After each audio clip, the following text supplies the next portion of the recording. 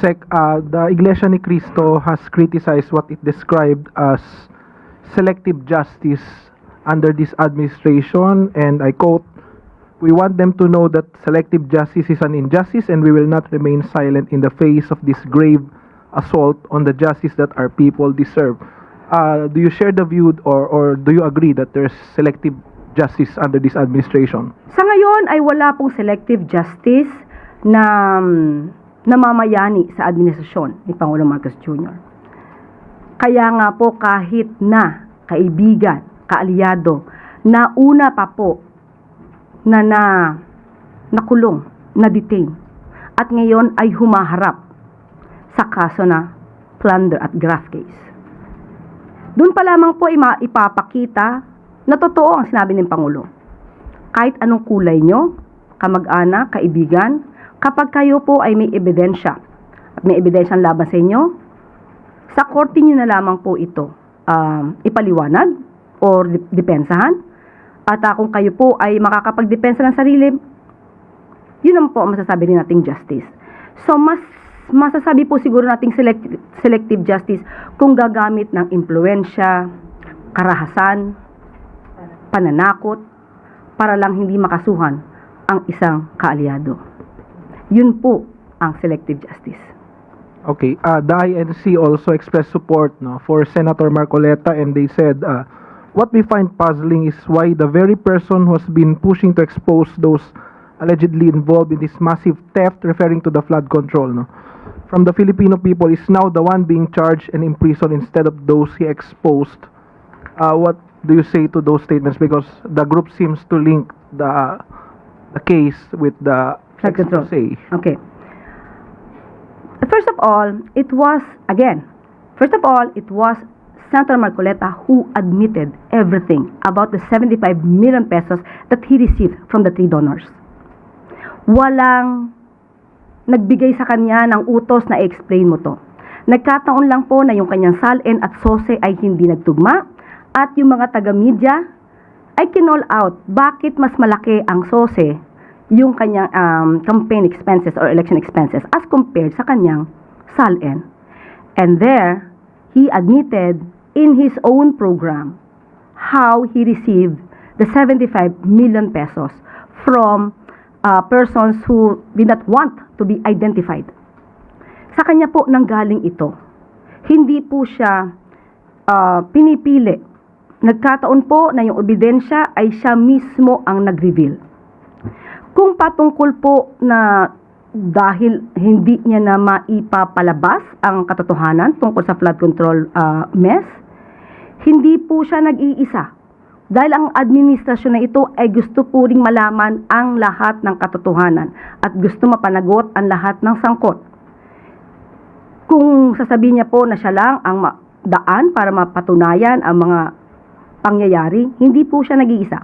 Marami ba po? Kahit po kayong mga taga-media, pag nandiyan po yung mga resource persons, kahit wala pong Senado, kahit walang Senate hearing, makukuha niyo po ang katotohanan basta totoo ang kanilang sasabihin.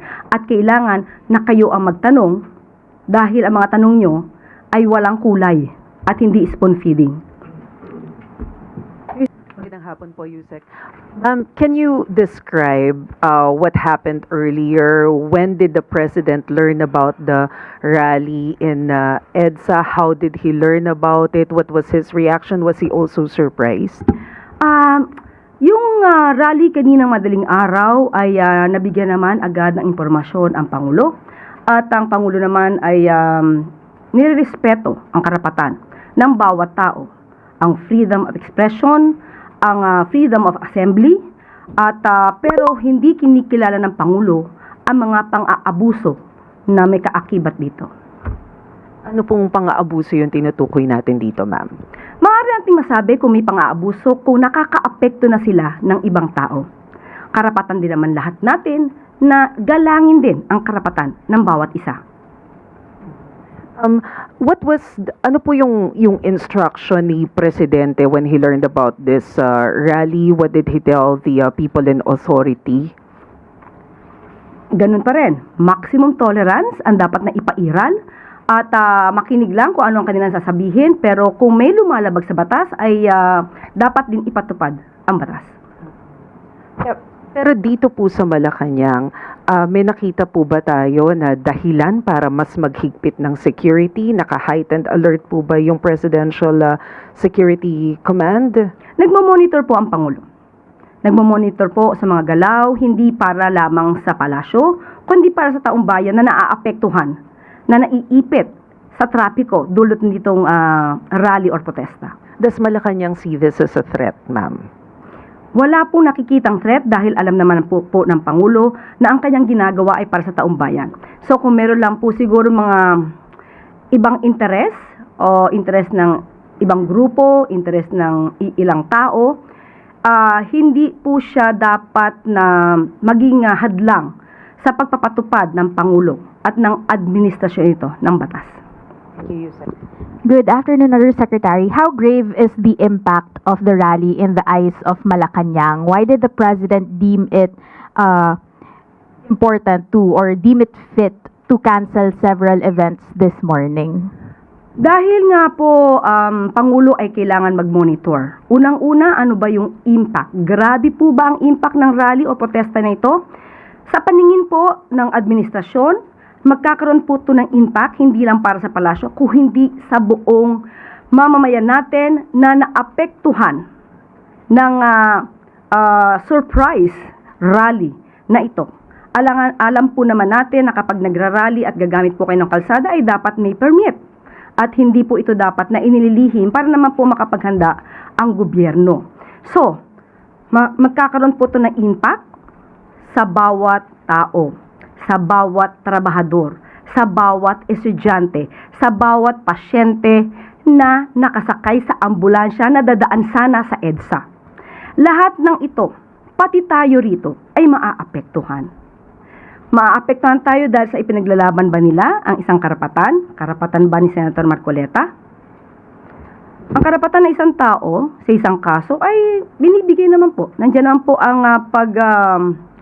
paggalang sa right to due process. So, ang mga nagrarally ay may sariling agenda. Mas na naisin siguro talaga nila na ito'y maramdaman ng mga taong hindi naman sangkot sa kanilang pagpaprotesta. Nagkakaroon lamang tayo ng mga collateral damage na apektuhan yung hindi naapektuhan, pero ito po ay makakaapektong malaki sa ekonomiya, sa bawat negosyo, sa bawat tao na kailangan pumasok sa kanilang eskwelahan, sa kanilang trabaho, o pumunta ng mabilisan sa ospital. Ma'am, yung administrasyon po paulit-ulit na sinasabi na dapat managot ang dapat managot. How will the administration hold those protesters accountable given na nagrally po sila ng walang permit and as you mentioned, marami pong naabala dahil hindi nagkaroon ng rerouting and other possible arrangements ahead of that rally? Ang pakiusap lang po natin sana kung magkakaroon ng mga pagpoprotesta o gathering ay makipag-coordinate naman sa gobyerno dahil hindi naman ang gobyerno ay nagko-control o hindi nagpapahinto, hindi kayo pinipigilan sa anumang kilos na ginagawa nyo, provided that your action should be in accordance with the law. So, kung meron po tayo makikita ngayon na violation ng anumang batas, ito po ay iimbestigahan at kung kailangan na managot at kitang-kita naman siguro kung meron paglabag sa batas, ay kailangan din po managot. Will the administration cower before these protesters who are calling for transparency ahead of the reported arrest of INC member and Senator Rodante Marcoleta? Hindi po natin po kasi alam kung ano ba yung purpose ngayon ng protesta. Although nadinig natin ang kanilang panawagan na ito ay patungkol sa, nakakuha po tayo ng kanilang statement. Pagpapatupad ng batas, transparency, may selective justice. So, doon muna tayo sa pagpapatupad ng batas. Kung tayo po ay humihiling na ipatupad natin ang batas, hindi po ba dapat tayo din ay tumutupad sa batas? Tayo din ay sumusunod sa batas. So paano po ba natin maisisigaw na dapat kayong tumupad sa batas kung tayo mismo nagrarally ay hindi tumutupad sa batas. Sunod na tanong mula kay Tristan Nodalo, Newswatch Plus. INC ka rin. Okay. Yusek, follow-up lang din po muna po doon sa rally, no? Well, sabi niyo nga po nire-respect yung karapatan nilang magprotesta, but is there a directive from the President na kung hindi pa rin po sila aalis over a given time, ay kailangan na silang i-disperse? Because there are also reports or information that we're getting na pwede pong tumagal ng 1 linggo yung ganitong klaseng mga aktibidad. How prepared is the government or Malacanang to deal with such activities? Ang gobyerno naman po ay laging handa. Hindi para lamang isagip ang administrasyong ito, kundi isagip ang bawat tao na maaapektuhan ng rally na ito. Mas marami po ngayon ang naapektuhan dahil sa biglaan nilang pagdagsa sa EDSA. Just try to imagine, yan po ang daluyan ng trapiko. Marami pong dumadaan dyan.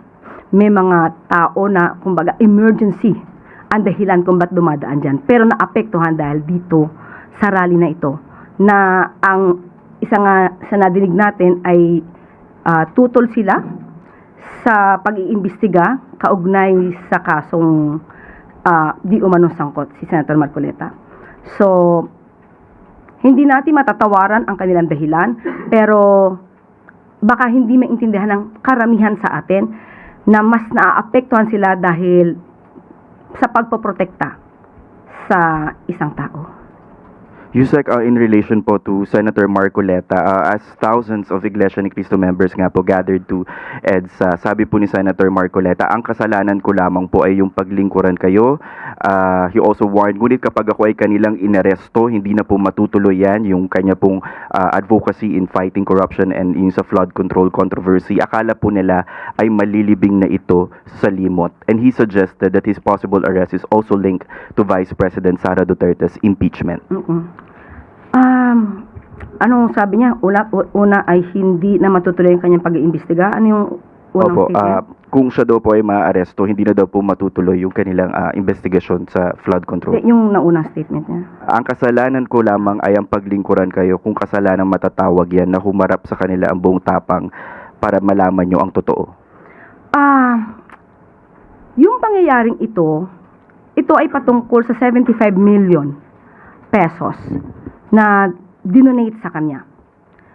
Ang kaso na sa ngayon ay kinakaharap niya ay galing sa kanya mismo ang admissions. Ang pagsabi at sabi niya naging truthful siya, umamin siyang tumanggap siya ng 75 million pesos mula sa 3 donors. So doon lamang po iikot yung kaso. At sinasabi nila na plunder yung case. Totoo, sinasabi niya na hindi naman pondo ng gobyerno ang di umanong kanyang kinuha. Pero sa plunder law natin, gusto ko lang ipaliwanag din sa taong bayan na sa kasong plunder, nandyan po yung binabanggit na ill-gotten wealth. At ang nakapaloob sa ill-gotten wealth ay by receiving directly or indirectly any commission, gift, share, percentage, kickbacks, or any other form of pecuniary benefit from any person and or entity in connection with any government contract or project or by reason of the office or position of the public officer concerned. Inamin po niya na tumanggap siya ng 75 million pesos habang siya ay congressman. So, doon lamang po umiikot ang kaso. At siya naman po, ang sabi niya ay naniniwala siya sa justice system natin. Dahil tumututol sila noon sa pag-surrender sa ating dating Pangulong Duterte sa ICC. So, pinanindigan nila na ang justice system naman natin ay umiiral. So, bakit hindi natin paganahin ang justice system natin at hayaan natin ang proseso?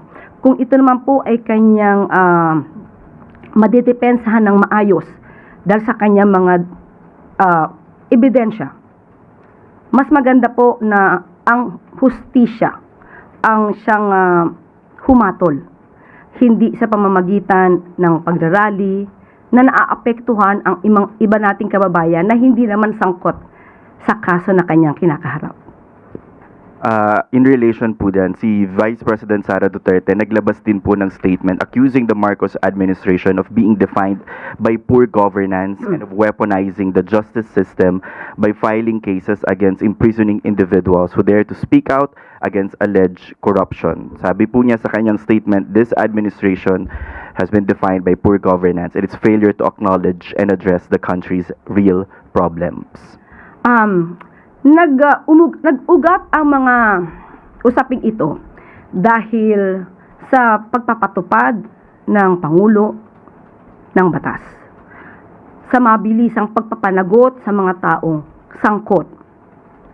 Kahapon, tinanong tayo, ang sabi natin kay Ivy, wala pang 1 taon, pero marami nang nakasuhan, marami nang naipakulong, ang isa nga po ay kaalyado pa ni dating Pangulong Duterte. I am referring to Senator Bong Revilla. Walang sinisino, walang kulay. Wala pang 1 taon. Pero naiinip ang karamihan. Pero hindi sila nainip sa 6 na taon ni dating Pangulong Duterte na walang halos nagawang pag-iimbestiga. Ganito na po. Isang halimbawa, 2018, nandyan na rin po si Senator Marcoleta. Kanila po na kino-question, kini-criticize ang mga flood control projects noon na naging ghost projects. 2018 pa po ito, nandiyan na rin po Senator Marcoleta, pero wala tayong masyado na dinig kung meron mga pag-iimbestiga na isinagawa, kahalintulad ng ipinagawa ni Pangulong Marcos Jr. ngayon. So, sasabihin ba natin good governance? Definitely, absolutely, with regard to the administration of President Ferdinand R. Marcos Jr., we have this good governance. Ang itanong po natin ay kung ano ang nangyari sa nakaraan. Ba't di natin hanapin yung sinasabi ni dating Pangulong Duterte na ghost projects as early as 2020?